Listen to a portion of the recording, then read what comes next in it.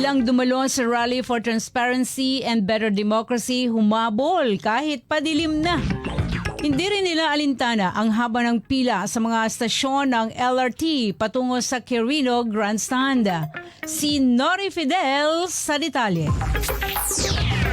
Maraming kababayan natin ang patuloy pang nagdadatingan kahapon kahit papadilim na para makipagkaisa at saksihan ang mga programa sa inilunsad na 3 days peace rally ng Iglesia ni Cristo. Makikita ang ilan nating kababayang sakay ng LRT para pumunta sa venue sa Luneta o Quirino Grandstand. Sa pahayag ni Monique, nakipagkaisa sila para sa panawagan ukol sa transparency, justice and accountability at walaan niya silang tinanggap na pera kahit sa kaninong tao, partikular na sa mga politiko. Punta po kami ngayon dito po para makipagkaisa sa isinasagawa pong rally at hindi po totoo na binayaran po kami na hindi rin po kami tumanggap na kahit pisong duling sa mga politiko. Ang panawagan lang po namin ngayon para po dito sa isinasagawa po naming rally is transparency, justice, and accountability.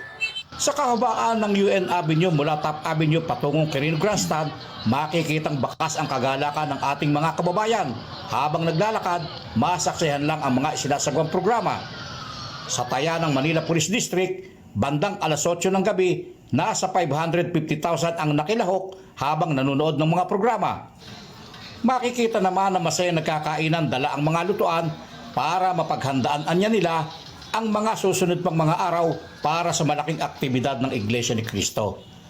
Nori Fidel, para sa 100% balita. Maraming salamat sa iyo, Nori Fidel. O kahit isang singkong duling pinatutunayan na ng mga miyembro ng Iglesia ni Cristo na wala silang tinatanggap. Yun lang ang problema mga kababayan, yung mga fake news kasi ng mga lumalabas. Alright, tuloy-tuloy tayo sa ating mga balita.